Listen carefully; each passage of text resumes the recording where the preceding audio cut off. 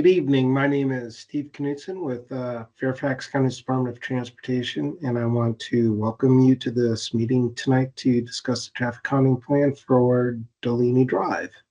And we can begin with introductions. And tonight from FCDOT, we have Ryan O'Carroll, Macoma Chakwe, Beverly Duran, Jared Lumbag, and Ebony Smith. And from the Drainsville District Supervisor's Office, we have Heatherly Simpson joining. Ryan has a presentation to go through, and after the presentation, we will open the meeting up to the community for any questions or comments. And if any of the community's task force members are logged on to tonight's meeting, they can introduce themselves following the presentation. Natalie, is there anything you'd like to add before we start? Yeah, I just wanted to introduce myself to everyone. My name is Natalie, and I work for Supervisor Bierman's office. I serve as our office's liaison to county transportation. So any questions you have about the RTAP process can be directed to me, and I'll put my email in the chat eventually so that everyone has my contact. All right, thanks a lot, Natalie. And Ryan, if you're ready to go, you can start the presentation. Sure, thanks, Steve. All right, good evening, everyone. Welcome to the meeting, and thank you for joining us. Tonight, we're going to discuss the traffic calming program for Dulany Drive. The Fairfax County Department of Transportation and Fairfax Connector operate programs and services without regard to race, color, and national origin in accordance with Title VI of the Civil Rights Act. For more information, please visit the website listed in the presentation slide. Please note that this session is being recorded and may be shared on social media. Please hold all questions until the end of the presentation, and instructions for how to ask your questions will be provided at the end of the presentation. Today, we are here to explain the traffic calming process, provide an opportunity for community feedback, and answer any questions anyone may have. So, what is traffic calming? Traffic calming is the installation of physical devices to reduce vehicle speed. These devices can either be vertical or horizontal. Vertical devices are driven over, such as the speed hump shown in the upper left-hand corner.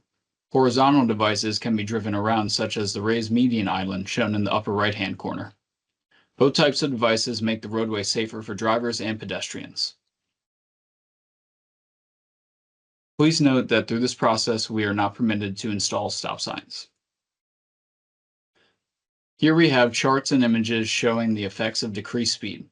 As speed decreases, visual acuity, field of vision, and depth perception increase. Also, with reduced speed, we can see a decrease in stopping distance. Here is a map displaying traffic calming projects across Fairfax County. With over 279 projects resulting in more than 665 devices countywide, every district has implemented traffic calming measures. The chances that you've driven over one are quite high. FCDOT and the District Supervisor's Office collaborate with citizens on all community-initiated projects. The program can be broken down into 5 steps. Step 1 is project initiation. Step 2 is plan development. Step 3 is community engagement. Step 4 is the ballot phase. And the final step, Step 5, is project installation. All traffic calming projects are community initiated. The process begins with a request from the community to the District Supervisor's Office. Once the request is received, FCDOT will complete a basic eligibility review. If eligible, FCDOT will then conduct a traffic study. And if the eligibility and traffic study requirements are met, the community will then form a task force. To meet the basic eligibility requirements, the roadway must be VDOT maintained, have a 25-mile-per-hour speed limit, be functionally classified as local, collector, or arterial, and if it is a collector or arterial, it needs to be a residential street. Once passing basic eligibility requirements, we move on to conduct a traffic study. For the volume criteria, we need between 500 to 6,000 vehicles in 24 hours, both directions combined. For Dulany Drive, we had 506 vehicles, so we met the volume criteria. For the speed criteria, the recorded 85th percentile speed needs to be greater than or equal to 10 miles per hour over the posted speed limit. This means that 15% of vehicles will need to be traveling at 10 miles per hour over the posted speed limit, or faster in at least one direction of travel. The 85th percentile speed was 34 miles per hour in the eastbound lane and 35 miles per hour in the westbound lane, which means that Dulany Drive met the speed criteria in the westbound lane. The next step is plan development. FCDOT will conduct a site visit in the field in order to develop a draft plan. Once a draft plan has been developed, FCDOT will meet with the task force to obtain feedback and amend the plan if necessary. Then once the task force is satisfied with the draft plan, property owners directly adjacent to any proposed measures must sign off on the device placement before proceeding to the next step of the project. There are device placement requirements for all vertical devices. The devices must be a minimum of 300 feet between measures and from existing stop conditions, a minimum of 150 feet from intersections, a minimum of 150 feet for continuous sight distance, and it also has to fit within the existing roadway, so we must consider driveways, manholes, utilities, and the grade of the road. So based on those requirements, we created a field map that gives us an idea of where we can place a device. Highlighted in green are possible locations on Dulany Drive. After reviewing the field map, we then conduct a field review to see if the device can fit on the existing roadway. Based on available options in our site visit, FCDOT is able to propose 3 speed humps and 1 speed table along Dulany Drive.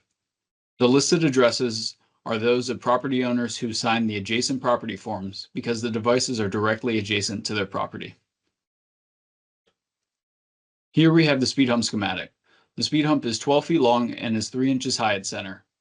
There will be a white chevron in each travel lane and speed hump signs with a recommended speed of 15 miles per hour on each side of the speed hump. This is a larger image of what the speed hump would look like from the side of the street, with it being 12 feet in length and 3 inches high at center.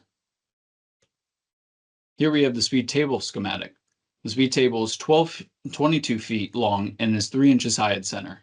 There will be a white chevron in each travel lane and speed hump signs with a recommended speed of 15 miles per hour on each side of the speed table. This is a larger image of what the speed table would look like from the side of the street, with it being 22 feet in length and 3 inches high at center. Step 3 is the community meeting, where we are today. At this stage, FCDOT presents the plan to the community to gather feedback. Based on this feedback, the task force will decide whether to amend the plan or move forward to the next phase. If the task force decides to move forward, we then move forward to the ballot phase. During the ballot phase, each occupied property in the ballot area will receive 1 vote and send it directly to the district supervisor's office. The ballot period will be open for a minimum of 3 weeks, and the district supervisor's office will tally the votes and notify the task force of the result. On this slide, we have an example of a ballot. The proposed devices will be listed on the ballot, and the community will be voting for the entire plan. The task force is responsible for distributing the ballot packages to everyone in the ballot area. There are 3 ways to return your ballot by the deadline. You can mail in your ballot directly to the district supervisor's office. You can hand deliver it directly to the district supervisor's office, or you can email it directly to the district supervisor's office. Please note all ballots must be turned in directly to the district supervisor's office using one of these 3 methods. Any ballots collected by the task force will not be counted. Here's the ballot area map for Dulany Drive. In total, we have 38 ballots. In order for the proposed plan to move forward, we will need greater than 50% of all occupied properties to vote in favor. Therefore, we will need 20 yes votes. And if the required number of yes votes are met, we move forward to step 5, which is project installation. The traffic calming plan will be presented to the Fairfax County Board of Supervisors for endorsement, and the resolution will be sent to VDOT. Once endorsed and VDOT accepts the resolution, FCDOT will work with the Department of Public Works and Environmental Services to schedule installation. Finally, the traffic calming measures outlined in the plan will be installed. After tonight's meeting, the task force will need to follow these next steps. Task force will notify Fairfax County if they would like to move forward with the presented plan. And an optional meeting is available to meet with FCDOT to review the balloting process. This meeting is highly recommended to ensure a smooth balloting process. The task force in the district supervisor's office notify FCDOT if ballots in the ballot area are to be distributed to the property owners or occupants. The task force will also complete the ballot cover letter provided by FCDOT, including task force contact information, ballot received by date, ballot closed by date, and any additional message to the task force or the task force would like to include. The task force will also send the completed ballot cover letter to FCDOT for approval. Once approved, they will receive the verified ballot package. And for the final step, the task force will need to print and distribute the ballots to all properties in the ballot area. You have two options to ask your questions for tonight, chat or speak. Once the chat item is activated on Teams, you can use it by typing your question. If you want to speak, please click the raise your hand icon, and once the host calls on you to speak, you can unmute yourself by clicking on the mic icon or pressing Control-Shift-M on your keyboard. Please lower your hand once you are done asking your question. If you are on the phone, please press *5 to raise your hand. When the host calls on you to speak, press *6 to unmute and ask your question, please. Once you are finished, press *5 again to lower your hand and push *6 to mute yourself. At this time, please feel free to ask any questions you may have, and we'll be happy to answer them. Thank you.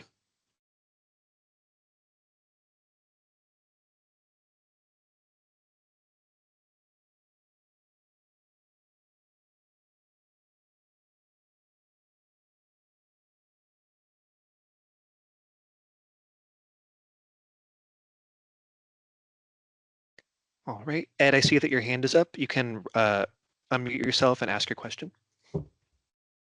Yeah, thanks for the presentation. On the 38, the 20 out of 38, you know, if we've got neighbors who are out of town for over 3 weeks and they don't reply, you know, think of it like an abstention. Do we still need to get to the 20? Does the 38, or is that accounted for?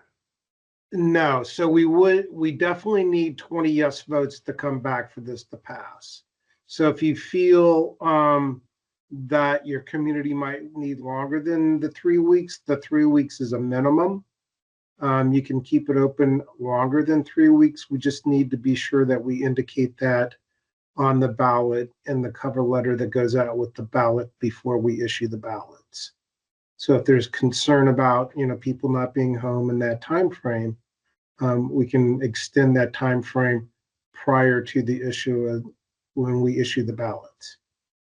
And ask another way. So if somebody just chooses not to answer the ballot, that is considered a no vote. Correct.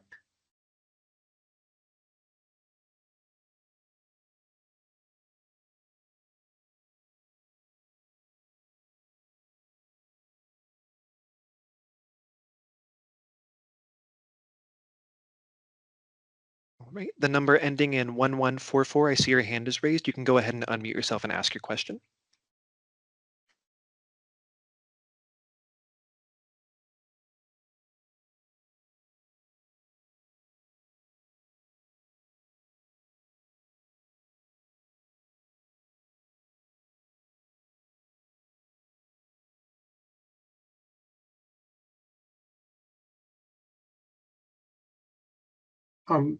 Ryan, do you want to just review really quick how a caller can unmute? Sure, yeah. To unmute, you'll press *6, and then you'll press *5 to mute yourself, or *6 to mute yourself. So that will be *6 and then *6 again. And then to unraise your hand, you can press *5. So caller, Ian, I'm sorry, Steve. 1144.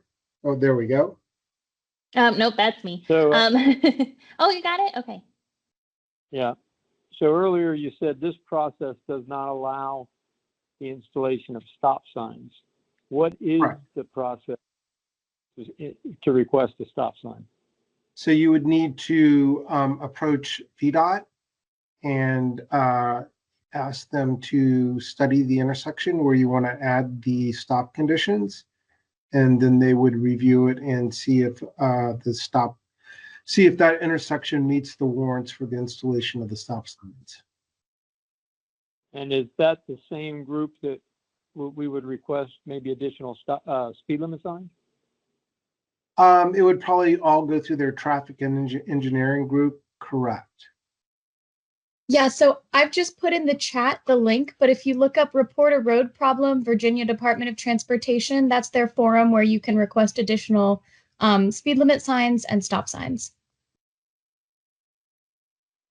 Thank you, but doesn't help me on the phone, but thank you. So there is a website you can visit on VDOT's webpage to enter in that information, that request.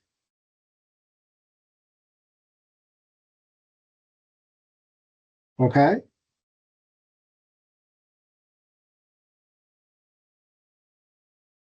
The thing, Yes. the phone service, I muted myself and it was talking to me. If you said something else, I didn't hear it. Oh, I'm sorry. I did say that, it should be on VDOT's website. If you would like to go there, Yeah. they do have a I website can- where you can enter that information, the request. Thank you. All right, thank you.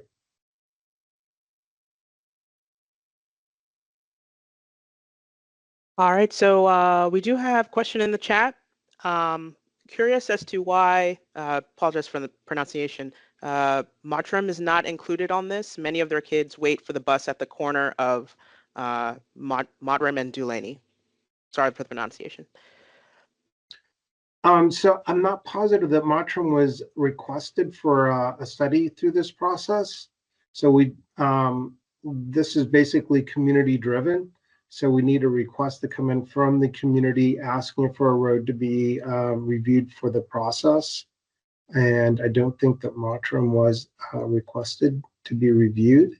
So it would need to review and then qualify through the same qualifiers of volume and speed that Dulany went through. All right. Another question in the chat. Based on the traffic study, would we qualify for stop signs? Looks like we did address part of that, but. So the warrants for the introducing, stop conditions at an intersection are a little bit different than traffic calming because their purpose is different. So you would not necessarily meet all the warrants needed to qualify for that introduction of the stop signs.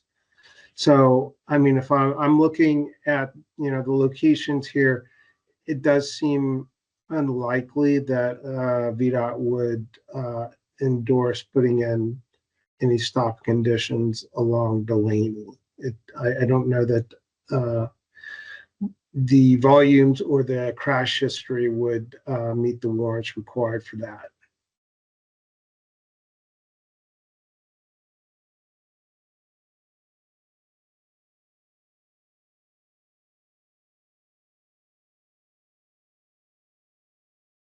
Jerry, I see your hand is raised. If you want to go ahead and unmute yourself, you can ask your question. So Steve, Yes. Basically just to clarify that, essentially there are certain conditions to get stop signs based on the traffic study we've already done. It's low likelihood that we would get we would qualify for stop signs. Am I interpreting you correctly? I'm just giving you my best, judgment, looking at the location, seeing the traffic volumes. We didn't pull any crash data, but I'm not too confident that a request for the multi-way stop at, I'm assuming, Mottram Drive and Dulany would necessarily meet the warrants for that introduction of the additional stop signs. Great. Thanks for the clarification.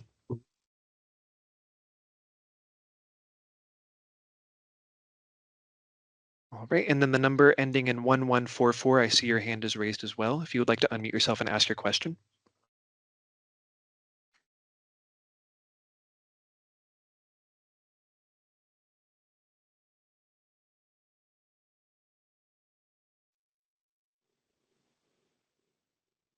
Am I unmuted? Yes, you are. You just mentioned something about accident history or crash history.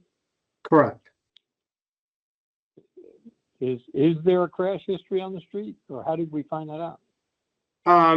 That would be something that you could request from VDOT, and they might be able to give you some information on that. We're not required to, pull any crash data for this program. The devices are basically intended to help reduce speeding on roadways, and so the data that we're looking for is basically the speeding. And if we identify some speeding issues, then we move forward with the process. So do we have speeding ticket history? That you would need to get from the police. I'm not positive what their history is as far as issuing citations on Dulany Drive. You would need to go to the police and ask them to see if they can tell you how many tickets have been issued in the past year or 2 years. And if I may piggyback off of what Steve's saying, Ryan did mention in the presentation that we, as our part, as far as the traffic calming program is concerned, we're just looking at the road itself, so just Dulany Drive, and not at intersections. And we collect the data ourselves. So the volume and speed criteria is the data that we collected.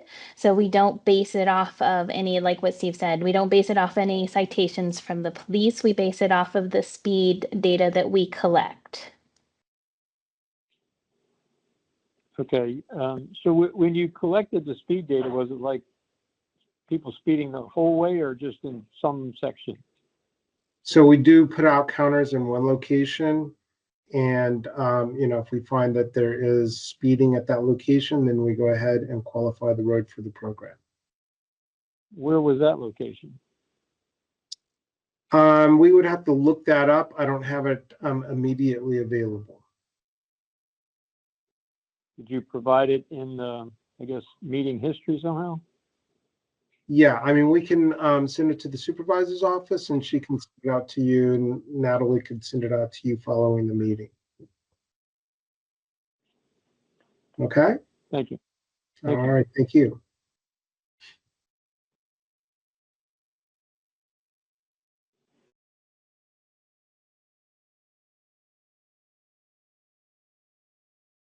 George, I saw you just put your hand down, but I saw you had it raised for a while. Would you like to unmute yourself and ask your question?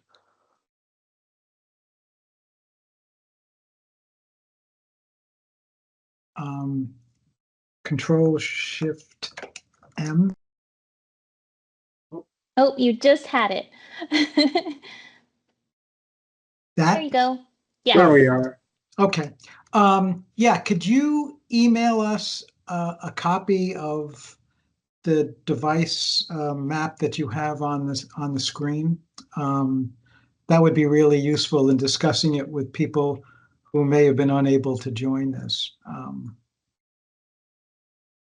Yeah, so we did send this presentation as a PDF to the supervisor's office, and Natalie can share that out with anybody who requests it.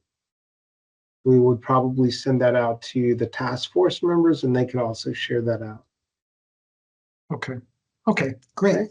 Yep. I've just put my email in the chat, but for those who are on the phone, my email is natalie.simpson@fairfaxcounty.gov. Yeah, Natalie spelled NATALIE.Simpson SIMPSON at fairfaxcounty.gov. Thanks, Natalie. And also, I would just like to note that, as Ryan mentioned, we are recording this. We will have the recording made available within a week or so. Once we have that recording, we will then send it on to Natalie, and she can share that with any residents that weren't able to attend today.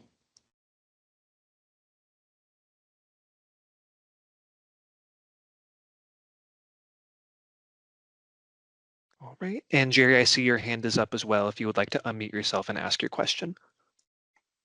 No, well, two things. One, I thought Sixto in the chat asked a great question, and I just thought it'd be worth reading it out loud for the people on the phone.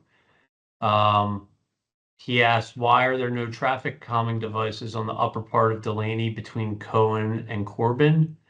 And, you know, I was part of the task force, and the county did propose 4 traffic calming devices in the area that Sixto's inquiring about. But part of the approval process was that the people whose homes are adjacent to those speed humps needed to sign off on them. And some of the residents did, but others that are adjacent did not, or they did not respond. So this was the proposal that the task force moved forward with, and that the county is putting to a vote right now with this group. I do think there was a resident that made a good point, or in talking to one of the residents, they made a good point. You know, that part of the road, it's more of a curve, so in some ways it's harder for cars to pick up speed there. But on the other hand, there's less visibility, so even at a slower pace, it can be dangerous. Whereas at least these speed humps that are being proposed, they're kind of on straightaways, where people do pick up a lot of speed, and it's dangerous for walkers, which I know Mr. Sixto walks daily. So just wanted to flag that for the group, for their awareness. All right, thank you very much, Jerry. That was very informative. So we do have another question in the chat. It's the resident just wanted to make a clarification from the previous question. Just they meant to ask why Mottram wasn't included in the voting portion of this, as they are part of this neighborhood and their children stand on Dulany for the bus stop. It seems that they should be included. So when we are determining a ballot area for this process, we look at the roads that connect to the subject road. So we're looking at the roads that connect to Dulany. And if they do have other options to reach the greater transportation network, then parcels along that road that does have access, other access, generally are not included. So that's, you know, that's why Mottram was not included. We felt that they can immediately go north to Old Dominion and not necessarily use Dulany if they chose not to. So they did have an option other than using the subject road, and that's why they were not included.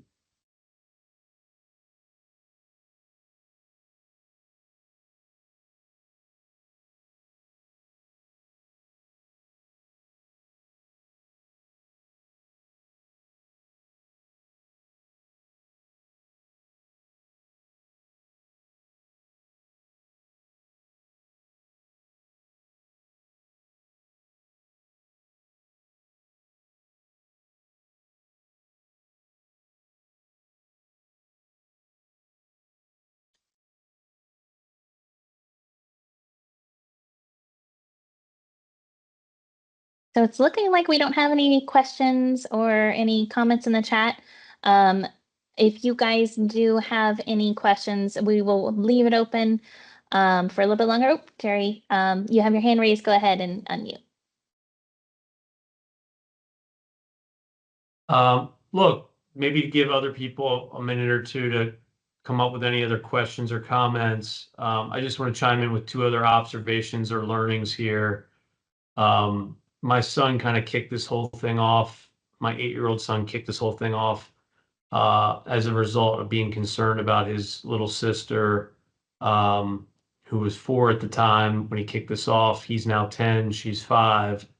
And the two things we learned from the county executive during this process, one was we learned from the county executive was that for speed humps, even if you live at the end of Dulany, closest to Great Falls, and you're trying to get to the end of Dulany, closest to Balls Hill, for speed humps might elongate your commute time by, 2 to 3 seconds. That's what we tested it out and found.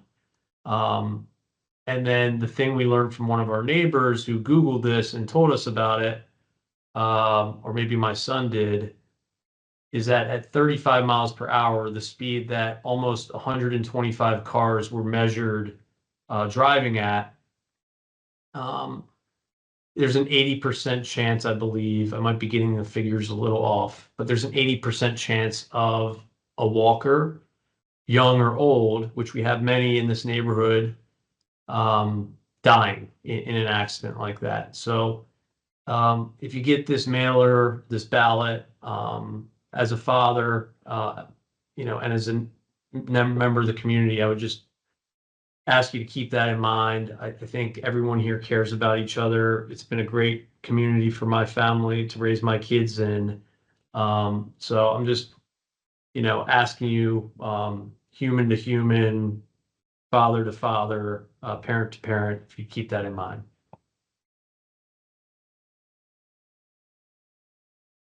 All right, thank you, Jerry. And yeah, that 35 mile an hour speed limit is kind of the cutoff that we would like to see to get the drivers under when we are introducing these devices.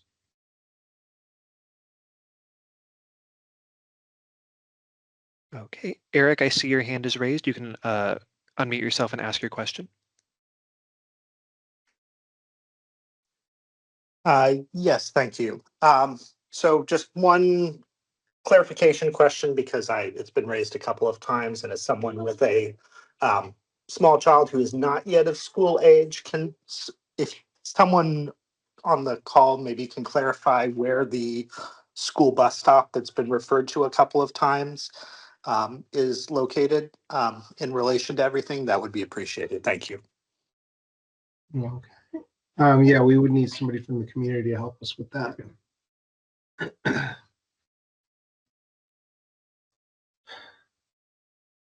Hi, this is Andrea Goyle. Can you all hear me?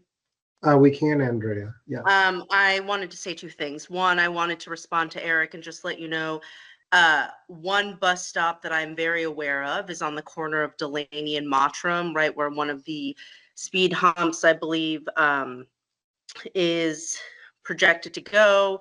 My house is located on the corner of Mottram and Dulany. And I will say that, one of my two kids are one of the 3 kids that wait for a bus every single day at that corner. And the number of times we have witnessed speeding cars in the morning and during pickup, I mean, cars that are so impatient that even when the bus puts up its stop sign and red lights, cars will still try to zoom past. So, this is a good segue into saying, I know where the bus stop is. It's on the corner of Mottram and Dulany.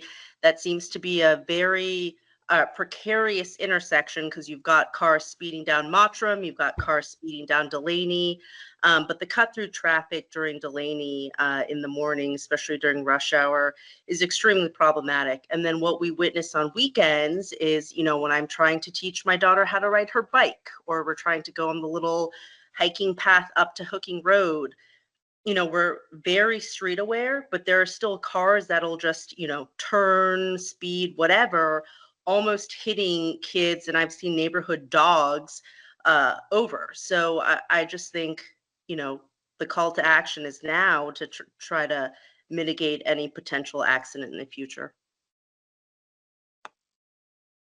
All right. Thank you very much, Andrea. Ed, I see your hand is raised. You can go ahead and unmute yourself and ask your question.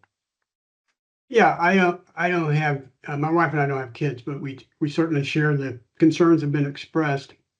And we're, we're big walkers, and so it's a residential street, and so anything to sort of slow the speeders down. And I've lived on this street now for 12 years, and so I wanted to ask related to that, the status of, I think it was proposed 5 years ago, but what's the status of taking Dulany all the way through to Old Dominion toward the end on the McLean side? Because my concern is that part of that plan was to add yet another red light to Old Dominion, which is going to push more traffic on Dulany, once that happens.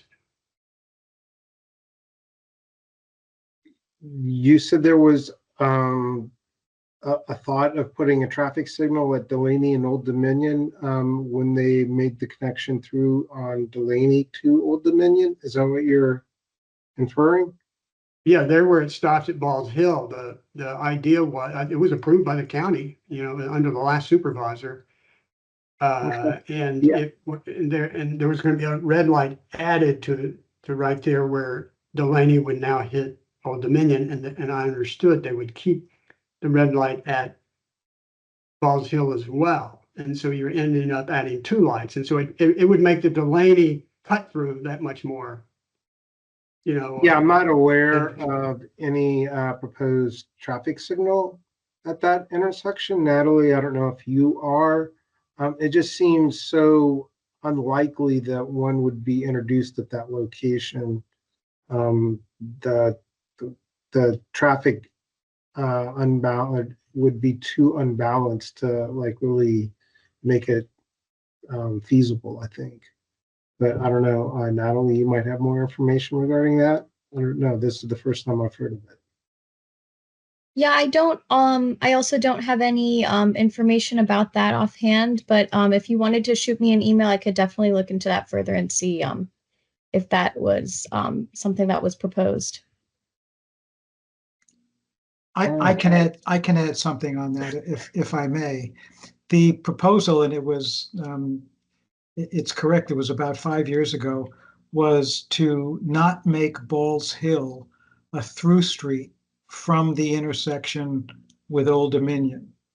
And people wanting to continue on Balls Hill would have to go on to Old Dominion, and then there would be a cut through from Old Dominion to Balls Hill, a little bit up from Dulany.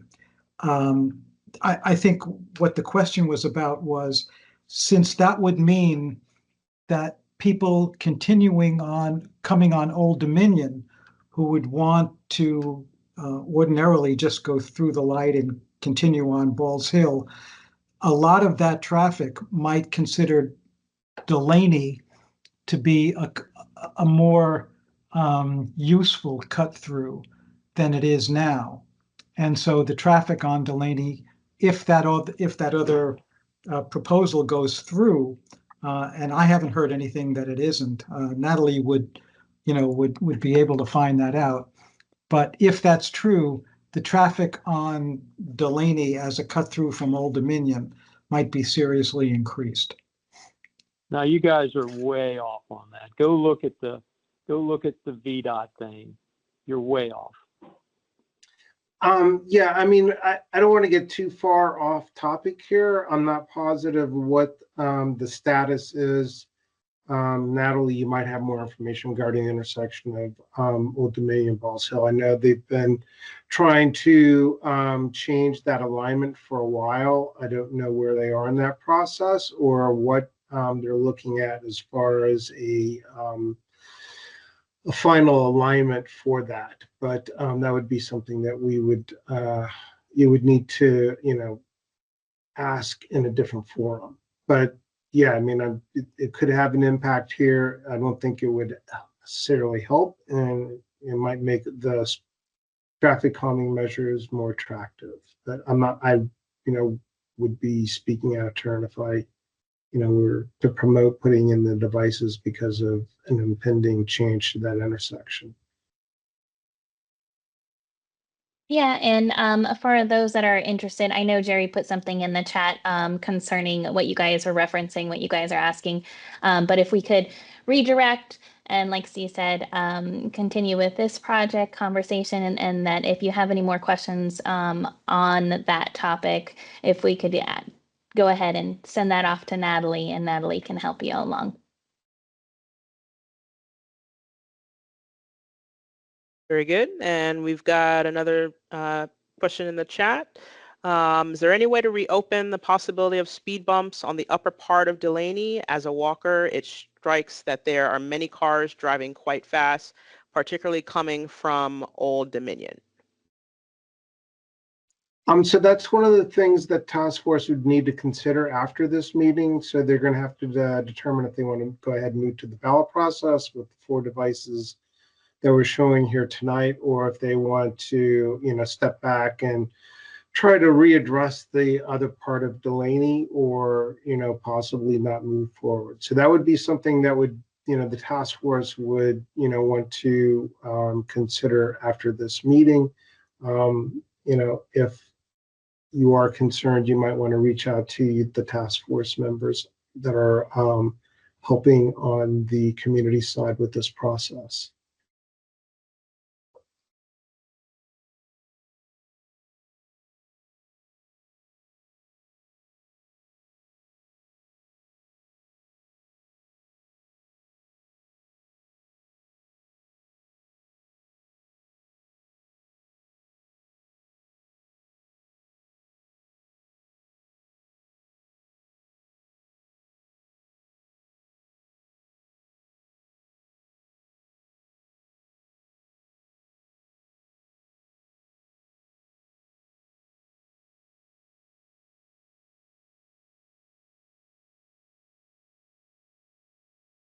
Okay, so we'll leave it. Oh, there you go. Go ahead, Jerry. Oh, I just wanted to be responsive to Mr. Sixto. I did just drop into the chat the original device map that was proposed by FC-DOT after their traffic calming study. And it shows the addresses of the homes that are adjacent to the originally proposed traffic calming devices. Mr. Sixto or others, to the extent you have contact information for these folks, my son and I knocked door to door several times and dropped off flyers and, tried to speak with some of these individuals. And, they either were non-responsive or said no, or some of them did say yes, but their adjacent homeowner said no or was non-responsive. So we sort of gave up after months of trying. So I agree with you, Mr. Sixto. It is quite dangerous there as well. But this has basically been a project for, I want to say, almost 2 years. So our thought was there was almost unanimous voting of yes from this first speed hump that's adjacent to 1230 and 7401 all the way to the end of Balls Hill. So our hope was that, neighbors throughout the community would recognize that, if these people were open to it, then why not just let them be? And if the people on the other side aren't open to it, it's a free country, they don't have to do it. But maybe they can still vote yes to the bigger proposal, in that the people who live next to these speed humps have already voted yes. So hopefully that makes sense. That communication makes sense. If you have any questions, please jump in. Thanks again, Jerry.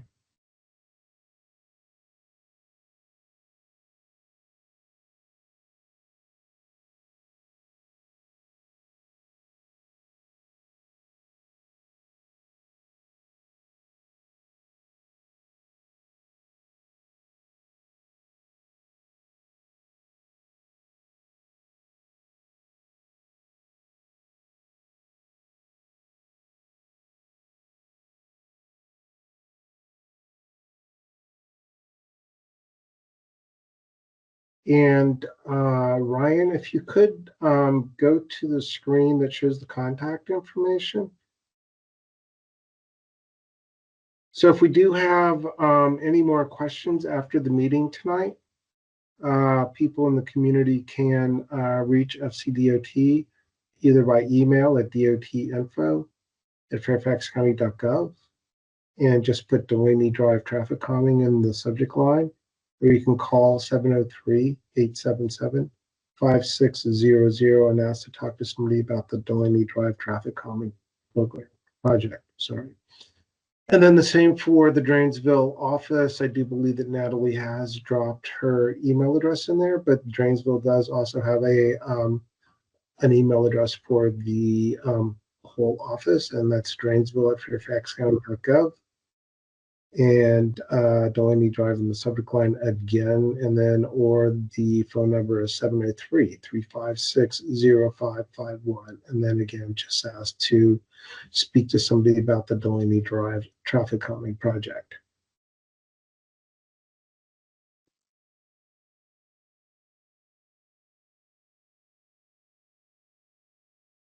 Okay, and I believe Kim and Kirk say thank you to everyone who helped set this meeting up. Appreciate you and your son initiating this. And you're quite welcome. And Jerry says thank you, FCDOT and Fairfax County employees. You're very welcome.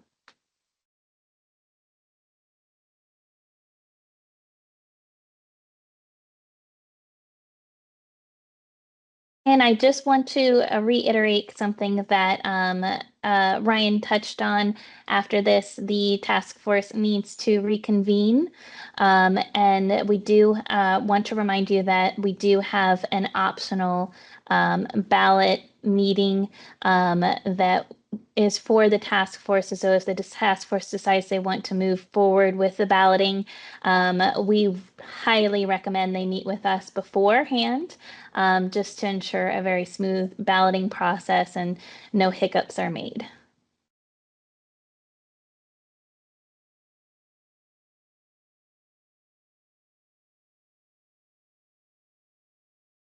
All right, well, thank you, Nicole. And if we don't have any other questions in the chat, I'm not seeing anybody's hand up. I think we'll go ahead and close down the meeting for tonight. And I want to thank everybody for attending. And as Nicole said, the task force should reconvene and make a determination on how they want to proceed after this meeting. And we will just be waiting to hear what you decide. So everybody have a good night. And again, thank you for logging on to the meeting tonight.